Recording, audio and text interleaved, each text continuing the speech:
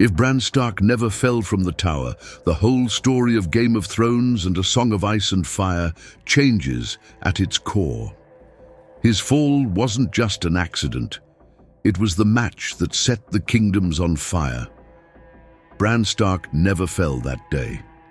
The wind had been cold, his hands rough from climbing stone after stone, but as he reached the top of the tower, he paused just long enough to hear something in the distance, a voice, muffled, but not close enough to notice. He pulled himself back down carefully, a little shaken but safe. He did not see Jaime and Cersei tangled in their secret. He never knew the truth that was meant to shatter him.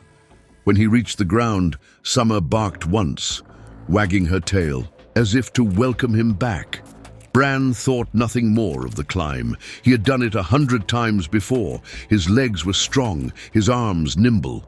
The thought that one slip could have broken him never crossed his young mind. And so Bran grew. By the next summer, his bow arm had sharpened, his legs were swift in the yard, and Robb would often laugh that his little brother would outpace him someday. Their father, Eddard Stark, watched with quiet pride. A second son could never inherit Winterfell, but in the harsh north, strength and skill mattered for every boy and girl. Bran might not be heir, but he was still a Stark of Winterfell, and that name demanded steel in his heart and hand. Catelyn, too, was lighter in spirit. She never sat by her son's bedside night after night, praying to gods she did not believe in. Instead, she sat with him by the hearth, listening to his chatter about horses, wolves, and swordplay. Her smile was easier, her fears fewer. She never burned with suspicion toward the Lannisters. She never nursed a hatred that would take her far from home. Far south in King's Landing, however, whispers grew regardless. The Lannisters had their secrets, and no boy's fall could erase them. But without Bran's accident, the Starks did not rush into open war. Catelyn did not seize Tyrion on the King's Road. Robb did not call his banners in haste. Ned Stark still traveled south with his daughters, still served as Hand of the King, still sought honor where no honor could be found. Yet without his wife's fury and his son's host marching, he stood alone, with fewer allies and fewer eyes upon him. Bran, meanwhile, looked always to the horizon. He would ride farther than his siblings, often chasing the wind across the Wolfswood with his direwolf at his side. The boy dreamed of knighthood, of standing tall with sword and shield, not realizing that in another world, one crueler and stranger, he might have been bound to a bed, his fate tied to gods and visions. That future had been stolen from him. The moment he chose to climb down instead of up, but the world does not forgive so easily. Jaime Lannister still lay with his sister. Their children still wore the crown of Robert Baratheon's line. Littlefinger still spun webs of lies. Across the sea, Daenerys Targaryen still nursed dragons in her womb. And far beyond the wall, where the air froze and the trees whispered, something darker stirred. There, where Bran's path might once have led, to caves of weirwood roots, to ravens with 1,000 eyes, there was only silence. The three-eyed raven still waited, trapped in his tangle of roots, but his chosen successor never came. No visions of past or future reached Winterfell. No boy dreamed of walking through wolves or flying above the world. The North had gained a warrior, but it had lost its seer, and the price of that loss would not be known until the dead began to march. King's Landing smelled of heat and rot, of spilt wine and sea salt, and Eddard Stark felt all of it settle in his bones like a warning. He came with his daughters and his honor, and he found a court that smiled too easily. The Red Keep was a maze, and truth hid in its corners. Without blood already spilled between Starks and Lannisters, there was less noise, fewer swords rattling, but the quiet only made the lies feel thicker. Ned moved more carefully than a man hunted. He moved like a hunter who knows the stag is near, but the wind keeps shifting. He sent short letters home. Catelyn, Keep the boys close. Maester Lewin, count the grain twice. Rob, ride the borders, but start no quarrels. Bran laughed when he heard the instructions. He wrote back that summer chased ravens and that he could loose 3 arrows in the space of a breath. He boasted that Arya would be jealous. Ned smiled at that alone in the solar of the Tower of the Hand, the candle burning low, the city yawning outside like a dragon that had already eaten. Varys came like a shadow wrapped in silk. The last hand asked questions, he said, hands folded. He died for it. You ask fewer questions, Lord Stark, and that pleases some people. Ned took that not as praise, but as a slap. The last hand, Jon Arryn, had died after poking at a nest of adders. Ned knew he would have to look anyway, but he could choose the angle and the hour. He would not shove his fist into the nest and call it courage. Littlefinger's smile was a knife with sweet words on its blade. He led Ned through the worst parts of the city and then to the cleaner ones, until a pattern formed that did not make sense. Black hair, blue eyes, stubborn chins, on boys who had no place in the palace, but all the look of a Baratheon. Your friend had a taste for puzzles, Littlefinger purred. Perhaps he wanted you to finish it. Ned gave him nothing. He learned to keep his face as cold as a Winterfell morning. While Ned counted shadows, Jaime and Cersei counted days. The Queen sat in her chambers with candlelight on gold hair, listening to her brother pace. He didn't see us, Jaime would say, and yet he could not stop seeing the boy in his mind, that fearless climber who had scaled stone like a cat. In another life, he had shoved the child to silence him forever. In this one, the boy had slipped, away on his own. Chance had spared the child and spared Jaime's soul, but it had not spared their secret. Long nights came with longer thoughts. What if the boy climbs again? What if he hears something? What if he lives long enough to talk? Cersei met Ned in chambers where lemon cakes cooled and courtiers whispered. "The king hunts," she said with perfect boredom. "He chases boars and forgets to chase his ledgers. You northerners chase honor. It amounts to the same thing in the end." Ned nodded, stone-faced, and stored the insult like he stored all the others. He was starting to understand that in the south, every word had a second edge. Robert returned from hunts, drunk on laughter and wine. He clapped Ned on the shoulder and called him brother and asked for a war the way other men ask for bread. "There's a Targaryen girl across the sea," he said. "Let's send knives." Ned did not like it, but he kept his answer cool. "Knives will not keep winter away," he said. Robert laughed and changed the subject. Ned marked that too. The king had the attention of a boy and the appetites of a giant. Someone else kept this kingdom standing, and that someone wore a lion's smile. Back in the north, the air sharpened. Benjen Stark had not returned. Letters from the wall spoke of empty skies, odd tracks, and a cold that bit deeper than it should. Jon Snow wrote in a plain hand that he was learning fast and sleeping little. He said the old stories did not feel old anymore. He said ravens sometimes wouldn't eat. He did not say he was afraid, but fear lay under every line, like ice under, a thin crust of snow. Bran trained. He learned the balance of a blade and the measure of a horse's stride. He still loved to climb, but after one near slip on an ice turret late in the year, he felt a prickling at the back of his neck that he could not name. He climbed down and found old Nan by the fire, and she told him tales of blue-eyed shadows and kings of ice. He pretended he listened only to be polite, but when he dreamed that night, he stood in a forest of weirwoods and heard the sound of wings. He woke and told no one. It was only a dream. The old gods were for prayers and the hearts of trees, not for boys with busy mornings. The day the boar found Robert, the wind in the capital was wrong. It pushed smoke against the castle instead of out to sea.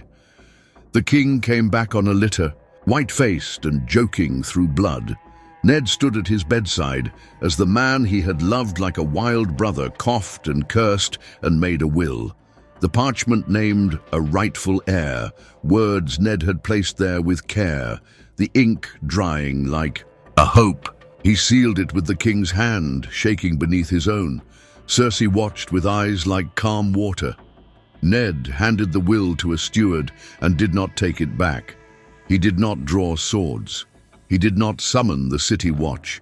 He sent one boy with one letter to Dragonstone, and another to the Wall, and a third riding north faster than he had ever ridden. He did not blow a horn and declare a side. He slid his truths like thin blades into the night. When Robert died, the city did not explode. It held its breath. Joffrey sat the throne, pretty and cruel and excited by the sound of his own voice. The small council bowed and smiled. Ned did not demand the throne be given to Stannis. He did not speak the word bastard in a room full of lions. He asked for leave to return north at once to secure the king's peace in the realm of winter. "My lord Hand is tired," Cersei said, and her smile cut. "Go then, leave your daughter, who is betrothed to our king. She will be safe." Ned did not like it, but he had learned to take a wound if it meant keeping his sword arm. He found Arya before nightfall. Yoren of the Night's Watch had eyes like black pebbles and a mouth that didn't waste words. Ned pressed a coin and a favor into that rough hand.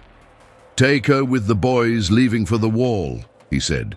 "She wants to see the north before snow falls. She will be one more ragged child. If anyone asks, you found her in Flea Bottom." Yoren scowled at the risk, then shrugged because men of the Watch learned to shrug at danger. Arya did not cry. She hugged her father fast and let go faster, as if tears would betray her. Sansa wept in her mother's way, with long, quiet sobs that soaked Ned's sleeve. He held her and promised he would return with the first winter's frost. He did not know if the promise was a comfort or a lie. Ned rode at dawn with a small escort. No banners, no proud gold. Littlefinger bowed him out with a look that said everything and nothing. Varys watched from a window, fingers steepled like a small prayer. In the city, things continued as they always did. Too loud, too bright, too hungry. On the King's Road, the world narrowed to hooves and wind, and the cold thought that he had left a daughter behind in a den of knives so he could keep a kingdom from bleeding out in the snow. At the Wall, a raven arrived with his broken seal and his careful words. Jon held the parchment and felt something move under the skin of the world. In Winterfell, Catelyn stood in the Godswood and read her husband's hand, and the words were calm, but the message was not. Store grain. Count every sword. Do not send. Boys south for pride. Watch the woods. If the Umbers and the Karstarks grow restless, soothe them with feasts, not promises of war. Tell Bran to keep his feet on the ground. Bran folded his letter and laughed, pretending it was a joke. That night he dreamed again of the red leaves and the sound of wings, closer this time, as if something in the dark wanted to speak, but didn't. Know his name? He woke to frost on the window and summer whining softly at a cold no hearth could warm. Far north, beyond stones and vows, a shape moved through snow that did not remember sunlight. It had no need of kings or councils. It had patience, and winter was the oldest ally. The ride north brought Ned Stark back to air that felt honest, to skies that belonged to wolves and storms. He carried no banners, only a small guard, and he kept his words close to his chest. When he reached Winterfell, Catelyn met him beneath the walls, her face pale with worry, but her hands steady. She had read his letters a dozen times. "You left Sansa in their den," she whispered that first night by the fire when the children were asleep. "And Arya? She is on the road to the Wall with Yoren," Ned said. "Safer among thieves and bastards than in the Red Keep." Her breath caught. "You should have taken her home. She would never have made it. They would have stopped us before we left the city." He rubbed his temples. "This way, she has a chance." Catelyn pressed her lips thin. She did not agree. but she had been wife to him long enough to know when his mind was set like stone. Bran sat quietly in the hall when his father spoke of King Robert's death and Joffrey's crowning. The boy's stomach knotted when he heard Sansa's name tied to the throne. She had wanted to be a queen once. Now the price of her dream was a cage of lions. Robb clenched his fists so hard the knuckles turned white, but Ned's look was enough to keep him silent. "We do not raise banners," Ned said to his household. "Not for pride, not for grief. The South will cut itself apart without our help. The North must be ready for winter, not war." The lords who came to Winterfell muttered uneasily. Great Jon Umber roared that wolves should not cower in dens. Karstark spat that the Lannisters would take their silence as weakness. Even Lady Mormont's Raven screeched an answer to the call for war, but Ned listened and did not bend. He had seen how quickly a quarrel could turn the Riverlands to ash. "Every sword in the north is worth 10 in the south," he told them. "But we cannot waste one. We hold, we wait, and when winter comes, the realm will look north for strength." Bran watched his father from the shadows of the hall. He saw how calm words smothered anger, how a steady gaze could quiet even men twice as loud. Bran dreamed of battle, of swords flashing in the snow, but something in him also longed for that kind of strength, the strength that did not need to shout. Nights grew longer. Bran trained with Sir Roderick in the yard, his blade lighter than Robb's, but his footwork quicker. He climbed less, though he still could not resist the tallest walls. From the battlements, he watched the woods stretch endless, black and white, with snow. Sometimes he thought he saw shapes in the distance, pale, too tall, too still. But when he blinked, they were gone. Summer would bristle at nothing, her golden eyes fixed on the tree line, her growl low and uncertain. One evening, Benjen Stark returned from the wall at last. His horse was gaunt, his eyes hollow. The feast that followed was loud with questions, but Benjen's answers silenced more than they comforted. Rangers lost, patrols swallowed by storms that should not have been so cruel, tracks in the snow that did not match man or beast, dead things that did not stay dead. Bran leaned forward, his blood racing. "What kind of tracks?" he asked. Benjen's mouth tightened. "The kind you don't follow." The hall laughed uneasily, but no one pressed him further. Only later, when Bran lay in bed, he remembered old Nan's stories and felt the cold creep into his bones. He dreamed again that night, trees with red leaves whispering, a raven with 3 eyes staring at him, wings beating like thunder. This time, the bird spoke a word he almost understood before he woke with summer's teeth bared at the darkness. South of the wall, Jon Snow read his uncle's report with a jaw set hard. He trained until his muscles burned, but no training eased. The feeling that the stories he had grown up hearing were stirring awake. When Arya found him in the yard, dressed in boy's rags, no one looked twice. She grinned, wild and proud, and he felt some of his dread lift. The world was colder, but he was not alone. In King's Landing, Sansa Stark learned that queenship was a crown of thorns. Joffrey's hand was soft, but his voice cut like steel, cruel in private even when sweet in public. She wrote letters to her family, but half the words were shaped by Cersei's gaze. She wrote that she was happy, that the king was kind, that she dreamed of children. Catelyn burned each one without showing Ned. Only once did a letter slip through, smuggled by a maid too quiet for her own safety. Its words were blotched with tears. "He scares me, father. I want to come home." But the north was far, and the road was long, and war would follow if they tried. Ned kept the letter close to his chest and prayed to gods who never answered quickly. The Game of Thrones was still spinning in the south. Stannis gathering ships, Renly whispering in gardens, Tywin sharpening claws in the west. But in the north, the real storm gathered quietly. The wall sent fewer ravens. Scouts vanished. Villages reported missing cattle and empty nights. Winterfell's stores filled to bursting. Yet every loaf of bread seemed already promised to a hunger not yet arrived. And Bran dreamed again, this time standing at the edge of a frozen field where shadows moved like soldiers. The Raven's third. Eye opened, and Bran felt something burn behind his own. "You are late," the voice whispered. "You are needed." He woke with blood on his nose and summer whining in the dark. Snow came early and did not leave. It lay like a thick white pelt across. The fields and the sky stayed the color of old steel. Small folk began to arrive at Winterfell in slow, tired lines. Farmers with red hands, women with babies under their cloaks, boys leading thin cattle that snorted steam. They spoke of nights that felt wrong, of dogs that would not leave the hearth, of hoofprints that started and ended in the middle of fields.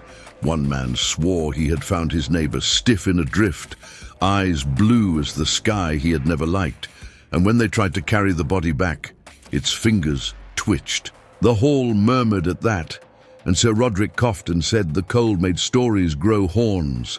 Ned Stark listened without changing his face. When the man finished, Ned offered bread and a place by the fire and ordered a rider sent to that village. With 3 men and a big bundle of pitch-soaked torches, the days settled into a rhythm of work and worry. Ned had hearths checked and barns counted. He sent ravens to every holdfast with the same plain words. Keep a night watch, do not go out alone, gather pitch, mend walls, teach the green boys to hold a spear and not drop a torch when the wind does tricks. He spoke to Maester Luwin about the old books and the old wars and whether there was truth in the tales of Dragonglass. The Maester frowned and shook his chain so it clinked softly. "Obsidian can cut," he said, "but from what rock and where, my lord, I cannot tell you in time to make a difference." Ned nodded. "Then we will make the difference with what we have. Steel, fire, and men who do not run. Be. Bran trained until his arms ached and his fingers burned. He ran the yard with summer at his heels, and sometimes he felt the world tilt, as if his skin did not fit him right. On a morning when the frost made the steps shine, he was riding with Robb and Theon along the outer wall. A hare flashed out of the brush, white and fast, and summer leaped and the world went strange. For one heartbeat, Bran was not in his saddle. He was low to the ground, breathful of snow scent, muscles bunched in a way that felt right in a way his own body had never known. He heard Robb shout his name from very far away, and then he was back on his horse with his fingers clenched, so hard on the reins he could not feel them. Summer stood ahead, haunches quivering, eyes on the tree line. Bran said nothing. He was not ready to tell anyone he had fallen into his wolf like stepping into a warm room. It felt like a secret pressed into his hand by something older than the castle. Benjen went south again, though he left his horse and his smile behind. Before he did, he spoke low with Ned in the Godswood, breath fogging between them, the heart. Tree watching with its carved red eyes. "We had 2 corpses come back to life at Castle Black," Benjen said in a flat voice that left no room for laughter. "They moved at night. One went for Lord Mormont. A boy and a fire saved him." Ned's brow tightened. "Which boy?" Benjen's mouth twitched. "Your bastard!" And there was a little rat of a lad outside the door with a lamp who did not scream and did not run. She moved like a cat, quick and quiet. Yoren said he picked up a street urchin on his way north. I think she answers to Arya when no one is listening. Ned let out a breath that was almost a laugh and almost a sob. "Of course she does." Benjen squeezed his brother's shoulder, and for a moment they were boys again. Then the moment was gone, and the wall stood up between them, the way it stood up between the living and everything else. At Castle Black, the story was already turning into a rumor with teeth. Jon's hand had not quite stopped shaking when he held a torch now. The smell of burned hair and worse clung to him in memory even after a dozen baths. He spoke to Arya in the shadow of the kitchen wall, where steam and smoke hid them. She had cut her hair jagged and wore a boy's clothes. and her grin was a slice of daylight in a place that had none. "You were brave," Jon said. "You were brave first," she shot back. And then her face went serious in a way he did not like to see on her. "They will not tell the rest," she whispered. "They made the body move with words. It took too long for anyone to believe what their eyes were saying. We need more fire." Jon nodded. He had already argued that pitch kegs should be rolled into the old armory and torches hung by every door. He had already lost one argument and won two. He was learning what the wall really was. Not just ice, but a habit of thinking that had grown heavy over 1,000 years. Heavy things move slow. A raven came to Winterfell with Lord Mormont's mark and a tight, angry script that did not waste ink. "Send men, send food, send oil. If you have strange black glass, send that too." The message did not say please. Ned read it twice, then burned it and sent 3 of his own. To White Harbor for salted fish and ships, to the mountain clans for men who knew how to move fast in deep snow, to the Umbers for timber to make more pikes and stakes than any haul had seen since the long night was a fresh scar. He walked the walls alone that night. The moon was thin and hard. He thought of Sansa in a gilded den, and Arya on a black wall, and Robb ready to roar for war, and Bran with shadows on his face he did not know how to name.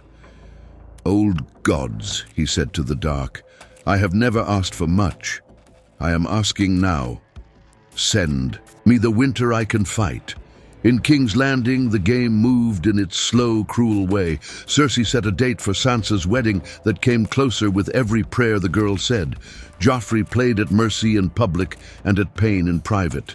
Sansa learned to be small and soft-voiced and to hide letters inside cakes that never reached the north. One night, she cut her finger on a pin and watched a single drop of blood bloom red as a weirwood leaf. It made her think of home so sharply she had to press her hand to her mouth to keep the sound in. Back in the north, Theon Greyjoy grew restless. He had always laughed too loud and stood too close to the fire, as if daring it to notice him. Now he stood on the battlements and looked west with eyes that had salt in them even this far from the sea. He spoke easy with Bran, teaching him a dirty song and a better way to feint with a light blade, and told him stories of Pike where the wind could pick a man up and throw him. At night, Theon wrote a letter and did not send it. He wrote another and did not send that one either.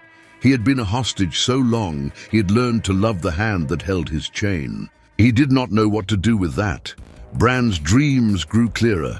In one, he stood in the godswood and the red leaves stirred without wind.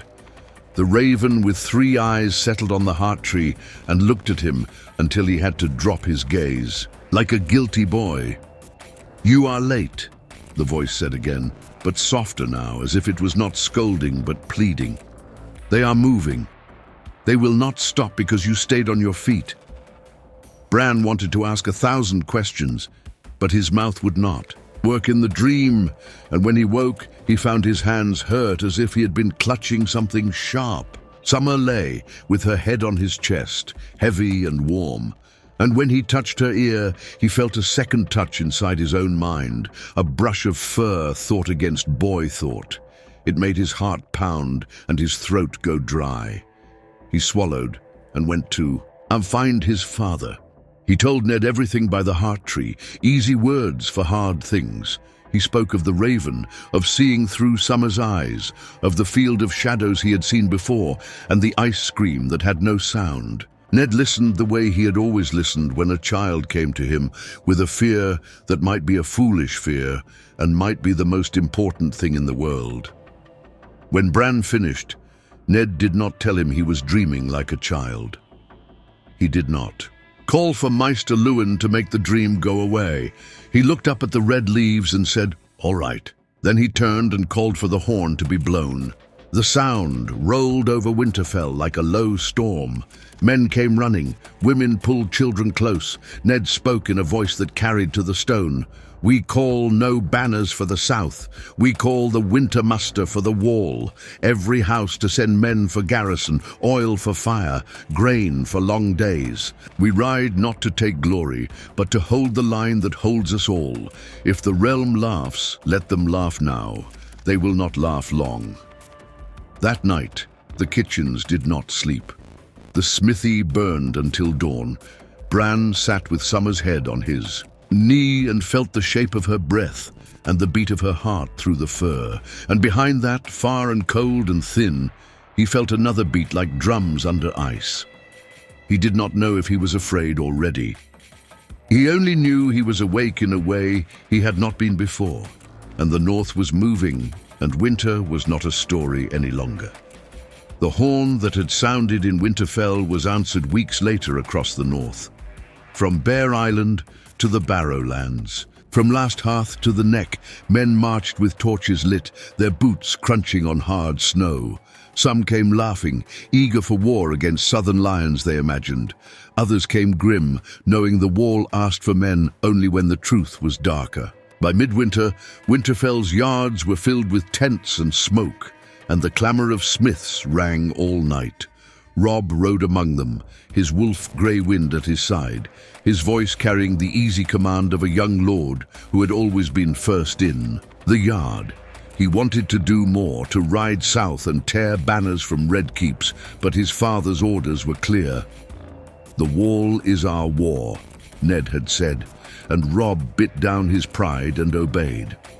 Bran trained harder, faster, under eyes that now measured him differently. He was no longer just the second son who liked to climb. He was a Stark boy, strong and quick, whose wolf never left him. Whispers spread of how Summer seemed to know when Bran was about to loose an arrow or feint with a blade. Some swore the wolf's eyes glowed in the dusk. Bran told no one about the dreams, though he caught his father studying him with that same grave look he gave maps of the north. Letters arrived from the wall, sharper with each raven. Jon wrote of hard nights, of brothers dying and not staying dead, of wildlings who whispered of a king beyond the wall, and of things with eyes like frost. He wrote of Arya too, though her name was hidden in nicknames and riddles, as if the paper itself might betray them. She trained in secret, slipping knives into her sleeves, growing harder under the wall's shadow. Jon said she moved like her. Direwolf was inside her bones, though she had none beside her now. Ned read those letters aloud to his household in the hall, leaving out Arya's name, but not the warnings. "The dead walk," he said in front of the lords of the north. "Our brothers on the wall hold with fire and steel, but they cannot hold forever alone. We do not ride south for thrones while the true war climbs over our own wall." Some lords still grumbled. The great Jon roared that the north should crown itself king and let the south burn. Others muttered of debts and oaths, of the riverlands crying for help under Tywin's raids. But Ned stood unmoved. "We are not oath-breakers," he said, "but neither are we fools. What use is a crown in a land of ice and shadows? What use is vengeance if there is no spring? It was then that Catelyn, who had kept her grief for her daughters locked in silence, spoke with a voice that carried like steel. "My lord speaks truth. We have daughters in the south, yes, but I would rather them live as hostages in a lion's den than die as corpses in the snow. We must fight the war that is coming, not the war we wish." And the hall fell quiet, for no man wished to tell a mother she was wrong. As Winterfell braced for war, Bran's dreams deepened. He walked as summer through the forests at night, his nose full of scents sharper than any human could name. He felt the press of paws in snow, the taste of blood on his tongue, the pull of the pack.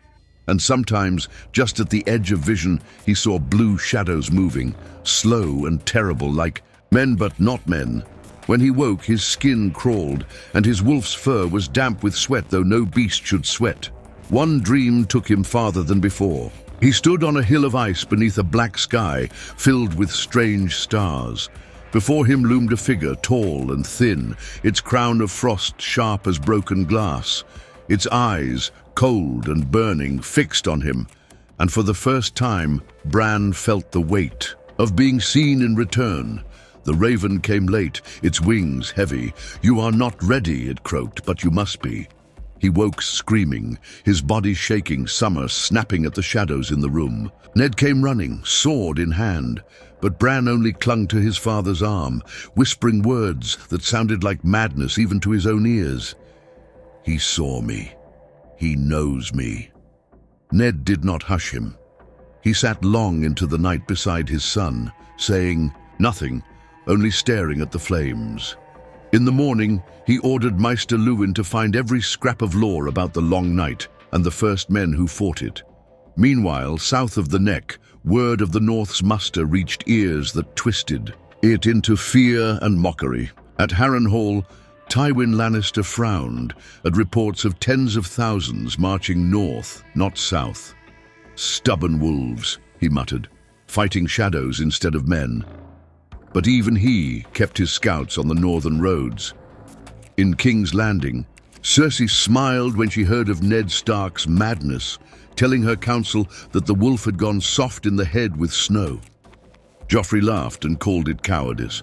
But Varys said nothing, and Peter Baelish smiled too thinly, as if the jest cut deeper than it should. And in Dragonstone, where Stannis Baratheon counted every ship and every slight, a red woman whispered that the true war was not for thrones, but for Dawn itself. He frowned, firelight catching the hard lines of his face. Winter was not coming. Winter was already here.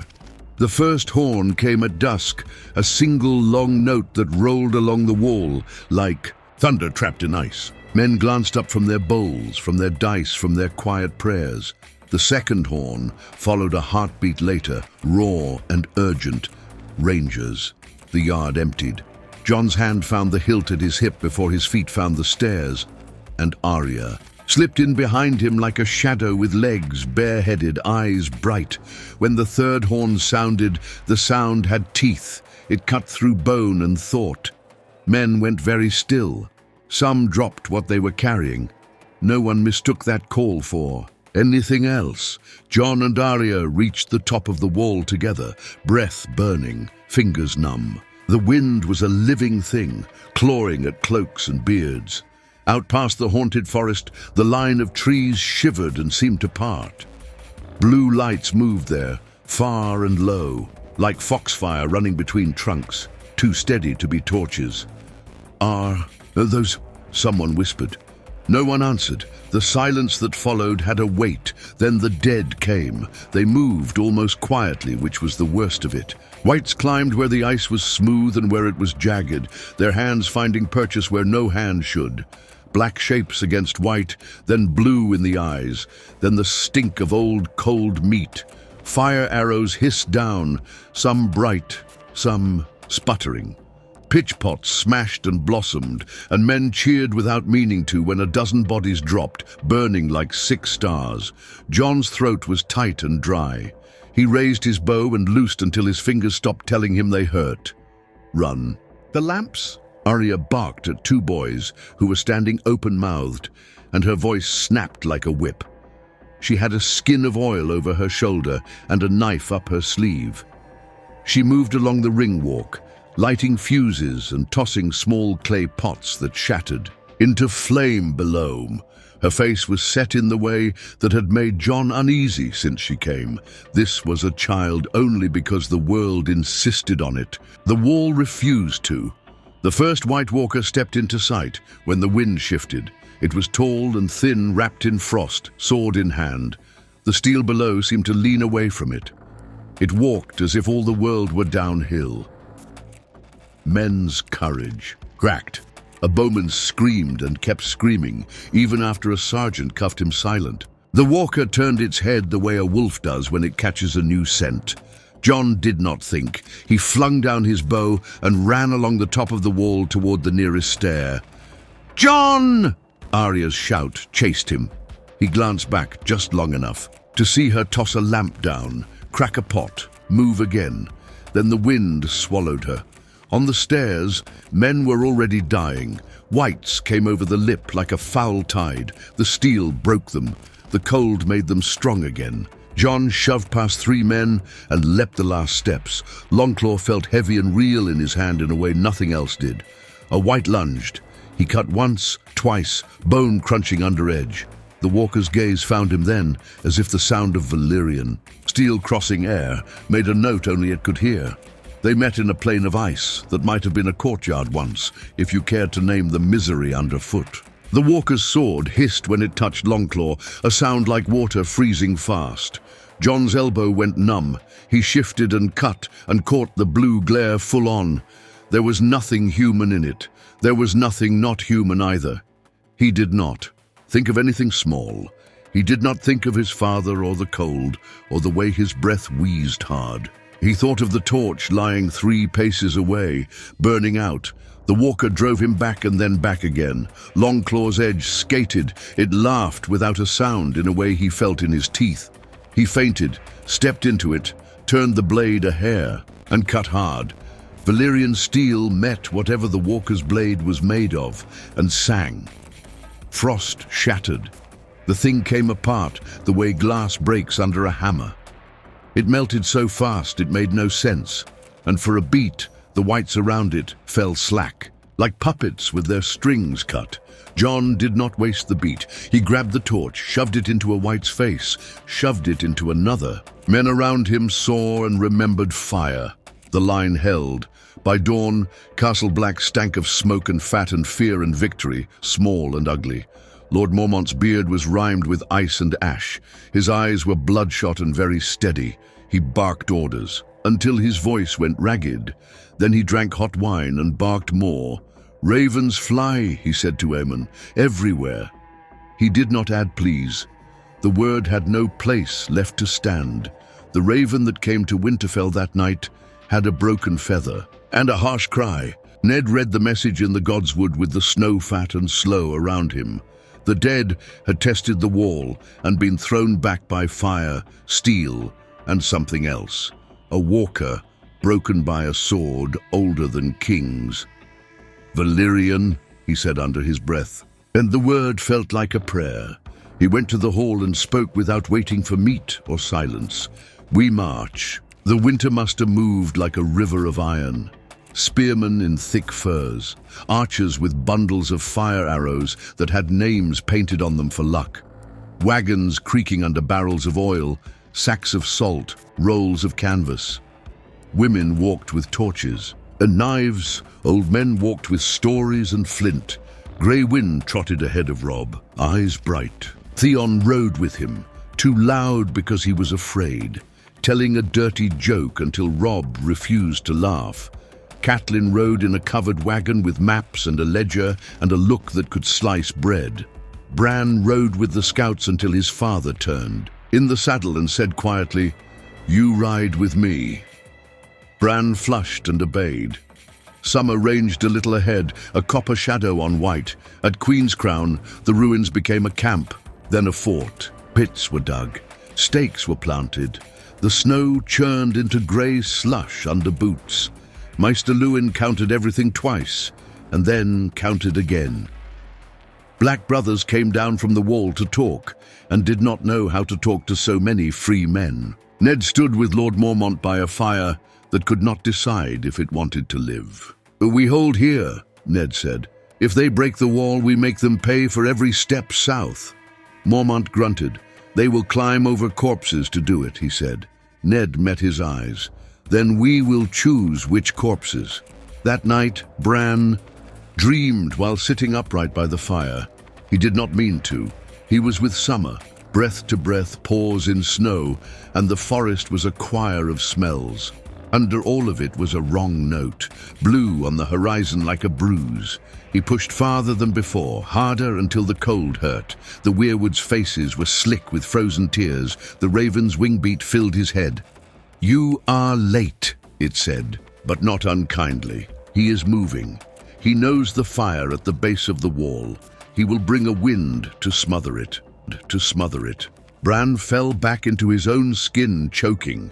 He stumbled to his father through a yard of sleeping men and grindstones and the smell of boiled leather. Ned caught him by the shoulders. Bran poured the dream out without polishing a word. Ned did not blink. "Wake the camp," he said, as if Bran had told him the stores were low or that a bridge was out. Horns sounded. Men cursed and grabbed boots and spears. Fire crews were sent to the trenches. Oil was pulled close and covered from the snow. Archers stood on the rubble of Queen's Crown's tower, faces wrapped in wool, eyes on the black line of trees on the wall. Arya slept in her clothes, the knife at her wrist biting her skin. She woke to a sound that was not a horn. It was the wind, but wrong, too steady, too even, like bellows. She ran before anyone told her to. Jon was already at the top of the stairs, face closed, hands moving. "Lamps, oil, don't wait to be told," he snapped, and men did not wait. The wind hit them in a single push, hard enough to sway bodies on the topmost walk. Flames guttered. Arya threw her arm over a lamp and felt hair curl on her forearm. "No, you don't," she told the wind, and moved again. The trees delivered their dead. They came like a tide without a sound, and this time there were more blue eyes walking behind them. Swords of cold light, armor like thin ice. Jon's glove stuck to the hilt. He did not care. The first walker he had killed had not looked at him like this. These looked as if they had been told his name.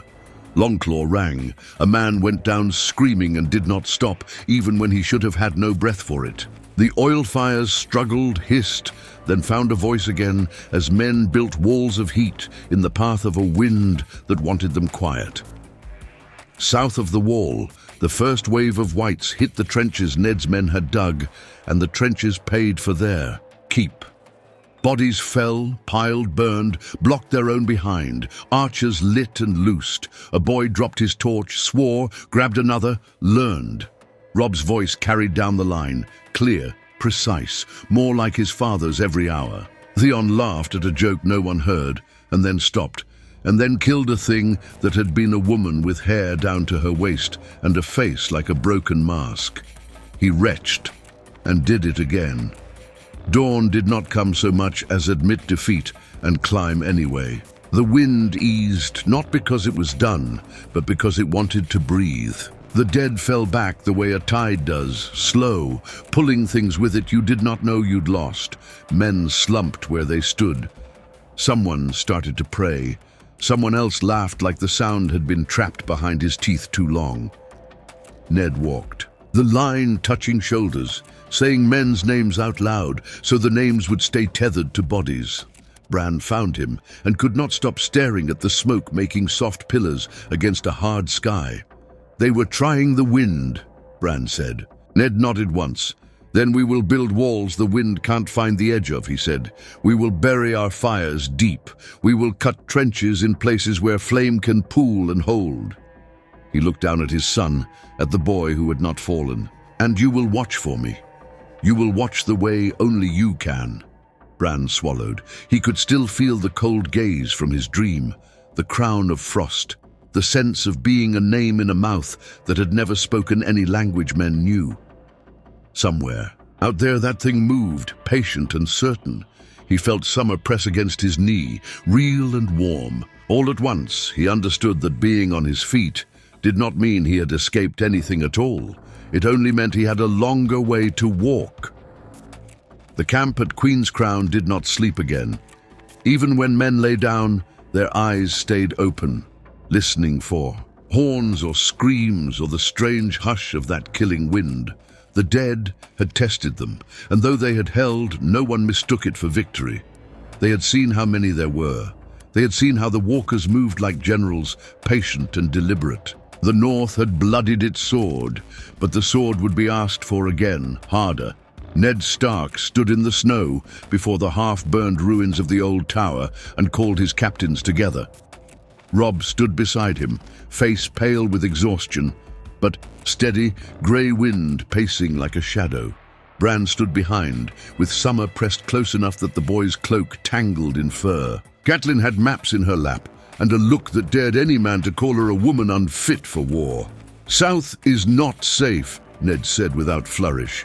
"If the wall breaks, the neck will not hold.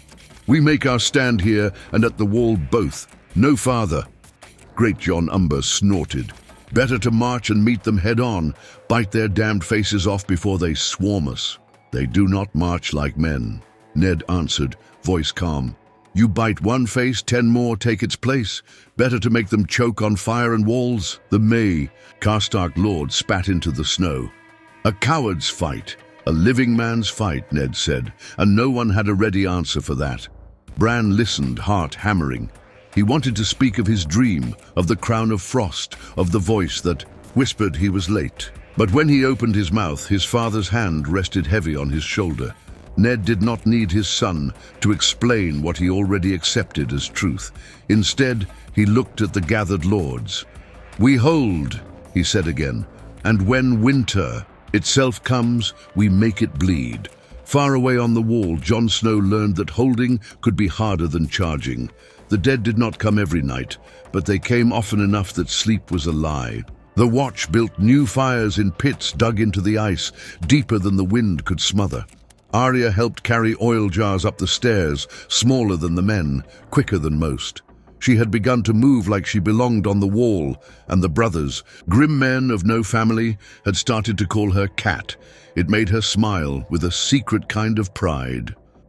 One evening, Jon and Arya stood on the ring walk, eyes aching from watching the dark. She asked him, "Do you think Father's coming?" Jon nodded without hesitation. "He'll come, he always does." Arya didn't say anything more, but her hands tightened on the lamp she carried. In her dreams, she ran through endless woods, chased by shadows she couldn't quite see. Sometimes, in those dreams, she heard Bran's voice calling her name, though when she woke, the wall was all that answered. At Winterfell, ravens carried scraps of news south. In King's Landing, Cersei scoffed when she read them. "Wolves chasing ghosts in the snow," she said, tossing the parchment aside. Joffrey laughed with her, but Varys only watched in silence, and Littlefinger smiled thinly, as if he smelled. Coin in the smoke of the letters. Sansa, in her chamber, heard whispers from the servants of the North's muster. She pressed her hands to the cold stone and prayed they were true. At night she dreamed of snow and her sister's laugh, and woke to find herself caged by gold and silk. But in the North, the cage was snow itself. The second great battle came not at the wall, but at the ruins of Queen's Crown, where the Watch and the North fought side by side. The dead swept out of the trees with shrieks that had no breath, their numbers swollen with the corpses of wildlings who had fled south too late. Bran stood on the rampart, bow in hand, summer snarling below. He loosed until his fingers bled, and when a wight scrambled up the wall of the tower, he did not think.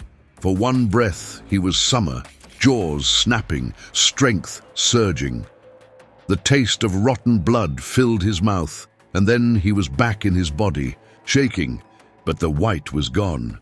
Robb fought like the young wolf the songs would have named him in another story, blade red, grey wind, tearing at the dead. Theon's arrows burned, and for once his grin was real, not painted over fear. Ned fought in the thick of it, ice in his veins, his sword sure. By dawn, the trenches were choked with corpses that twitched even as they burned. Hundreds of the North's men lay among them, but the line had not broken. The wall still stood, the living still breathed. That night, Bran dreamed again. The raven's wings beat heavy, and the voice came softer, closer. "He is moving. He knows you now. The longer you walk, the closer he will come. You must learn to see, or all will be blind." Bran woke with Summer's golden eyes fixed on him, unblinking, as if the wolf had heard the same words, and far beyond the wall, in a land of endless white, the Night King raised a hand, and the wind bent to him like a servant. Dawn came thin and mean, the sky a dull blade of tin. The wall smoked where last night's fires had fought the wind, and the air had that dry taste that meant it wanted to take more from you than you could spare.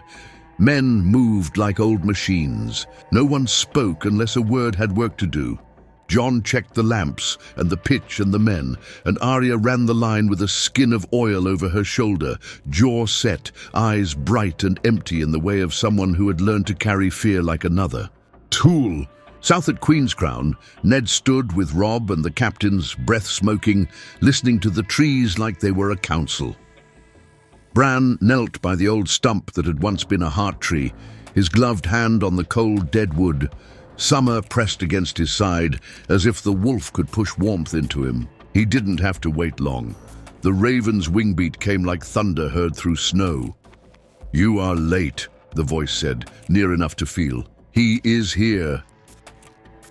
And then the wind answered like a servant taking a command. It came smooth and strong and wrong, and the fires that had sulked and flared all night stooped as if someone had put a hand over their mouths. Men swore, torches guttered. The first horn blew from the top of the wall, one long note that made the ice hum underfoot. The second answered, and then the third, and men stopped being tired because there was no room left for it. They came like a tide without waves. Whites poured out of the trees in a black, busy line, quiet even when they ran. Behind them, the walkers stepped, tall and thin and slow, swords like pale flame in their hands. Where they went, the snow hardened, the wind leaned, the world bent. On the ring walk, Jon loosed until his fingers forgot what warmth was, then threw. His bow down and went to the stairs with Longclaw in his fist. Arya lit and threw and lit and threw, moving like the oil inside the lamps was part of her blood. At Queen's Crown, the trenches hissed and then faltered as the wind pressed down. The first rank of dead broke against stakes and fire and climbed anyway, hands black, mouths open without breath. Robb's voice carried down the line, clear, steady, no room in it for fear. Theon cursed and laughed and cursed again, and put an arrow through a thing's eye that would not die until it burned. Catelyn counted oil kegs with Maester Luwin and sent boys running with small, hard orders that saved men none of them would ever meet. Bran closed his eyes and reached for summer the way you reach for a railing in the dark. The wolf was there, a warm, heavy presence full of the world's exactness. The taste of iron in the wind, the itch of frost on whiskers, the flash of carrion scent where the dead had walked. He pushed through summer and down into something colder and older. He felt roots like ropes under the snow, a web that did not end. He felt faces carved in wood watching, their red tears frozen in long, thin lines. He felt a song under. It all, not in words, but old and patient and almost asleep. On the wall, a walker stepped onto the stair, and men who had never prayed in their lives said small, stupid prayers to anything that might be listening. Jon met it, because there was no one else there to meet it. Longclaw rang like a bell struck. With ice. He'd killed one once. This one looked at him the way a man looks at a knife he already knows how to break. The first blow numbed his arm to the shoulder. He shifted his feet, breathed, listened for Arya without looking for her, felt for a place where the wind didn't cut so hard. He found the step, the angle, the thin, mean space between dying and not, and turned his blade a hair. The walker's sword screamed when it met Valyrian steel, like water turning to stone. It cracked like old glass. The thing came apart, and for a heartbeat the dead around it slumped like bad puppets. Jon breathed and moved and made that heartbeat count. It wasn't enough. More blue eyes climbed, more pale blades advanced. The wind pressed harder, fires went low as if ashamed. Archers swore at flames that wouldn't catch. South of the wall, the trenches that had burned so well last night went dark in places like a map of fear. Whites found those breaks the way water finds cracks. The line bent. A boy dropped a torch and looked at his shaking hands like they belonged to someone else. Bran pushed deeper. He felt the old song's shape, the way a blind man feels a face. He found a memory in the wood that was not his. Small hands, brown as bark, pressing black stone into snow. A circle, a whisper. the taste of copper in the mouth, a wind that came and went at the right time. He did not know the words. He did not have the stone.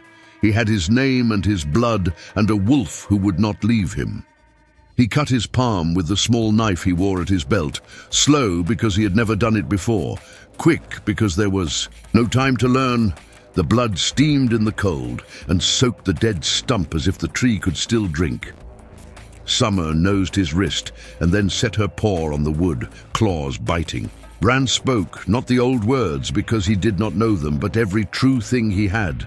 Brandon of House Stark, of Winterfell, of the North, I see you, I see this wall, I see the fire under it. Wake, we are here, we are not done. Something answered. It felt like the world taking a breath after holding it too long. It felt like a door, somewhere very far away, opening into air that didn't hurt. The dead wood under his hand went colder first, then warmer, then something like warm and cold together, a live edge. The song in the roots rose the way a river rises in spring, slow at first, then all at once. The wall groaned, a sound that had no place in a throat, a deep belly sound that came up through ice and stone. Light moved inside it, not bright, a dull ember red that ran along hidden lines like veins.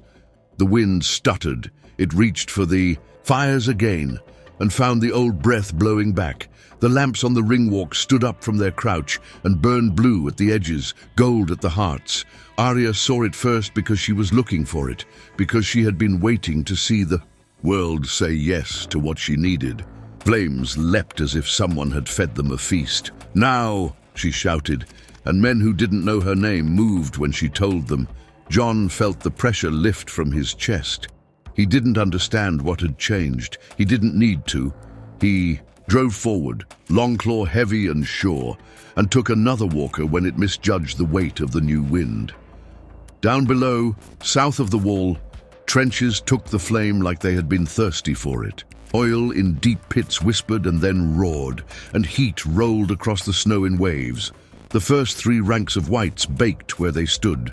The fourth rank climbed over them into fire and could not stop because nothing in them remembered stopping. The Night King came then, not as a rumor but as a presence like winter, deciding to wear a shape. He stepped from the trees as if the trees had been waiting to give him up. The frost on his crown cut the air. He lifted one long hand, and the wind tried to kneel again, and the wall hummed low and said no. He turned his head, slow and exact, as if hearing a name spoken where names were not meant to be heard, and looked south, past the wall, past the smoke, past the fighting, to a ruined village and a boy on his knees with his hands on dead wood. Bran felt that gaze the way you feel. Ice water poured down your back. It found him. It knew him. He didn't run. He couldn't, even if he had wanted to. His legs had gone to pins and then to nothing, and he understood this was the price. The boy who had kept his feet all his life had chosen to fall at last, not from a tower, but into something older than towers. He pressed harder, blood seeping between his fingers, summer's weight keeping him in the world. "Not today," he said out loud, because words can be small and still matter. "Not us, not yet." The Night King lowered his hand. He was patient, and patience was a kind of strength. The wind bucked under the old song and could not settle. Fires burned high and mean. Jon and the men of the watch broke another walker, and 100 whites fell slack. On the field at Queen's Crown, Robb drove a wedge of men into a weakness that had not been there a moment ago. Grey wind, a grey streak at the point. Theon at his side for once without a joke. Blade working steady, blood on his teeth that was not. His Ned moved along the line like a man banking a fire. Quiet orders, a hand on a shoulder, a torch put in the right place at the right time. The living learned fast. The dead did not learn at all. When the Night King stepped back, it was not retreat so much as a closing of a hand. He lifted another arm, and bodies on the far side of the trenches twitched and stood and turned and walked with him into the trees, a cruel harvest. The tide went out. No one cheered. Men sat where they stood and shook and laughed and cried and ate whatever someone put in their hands. On the ring walk, Arya leaned her forehead against a warm lamp and let herself breathe for the first time in hours. Jon found her there and touched the back of her head, rough and gentle. "You held," he said. "We held," she corrected, and her smile had teeth. At Queen's Crown, the smoke went up in tall, stubborn pillars. Ned found Bran by the stump, Catelyn a pace behind him, her hand at her mouth. Bran looked up at them and tried to stand and could not. He felt his legs like distant rumors. He did not feel sorry for himself in that moment. He felt tired and full and strange and alive. Ned went down on one knee and put his hands on his son's shoulders and looked into his eyes like a man checking the sky for weather. "You did this," he said, not a question. Bran nodded because speaking felt like too much work. Catelyn knelt too and kissed his hair the way she had when he was small, and for a moment he was small again, and the world was only a hearth and bread and stories. Night fell early. The dead would come again. Everyone knew it, but the wall hummed now, low and living, and the wind remembered it could be turned. The north had not broken. Messages would ride on hard roads. Somewhere far to the south, a girl in a golden cage would hear a whisper of this day and hold it like a coal in her hands. Somewhere over the sea, dragons turned in their sleep. Somewhere in the trees, the old powers that had gone quiet shifted and listened. Bran lay in a cart under firs, with summer's head on his chest, and stared up at a sky so clear the stars looked close enough to touch. He had wanted to be a knight, once tall in the saddle, his body a sure thing. He knew now he would not be that. He had not fallen from a tower, but he had fallen all the same, and he had chosen the ground. The raven's third eye opened in his mind, and he did not look away. "I am here," he whispered to the dark, to the roots, to the wind, to the thing with the crown that had seen him. "I see you. I will watch." The words did not sound grand. They sounded like work. He liked that. Winter was not done, but for one day, the living had made it take a step back, and because the boy had not fallen when he was meant to, he had lived long enough to fall when it mattered, and in that fall the north found its breath.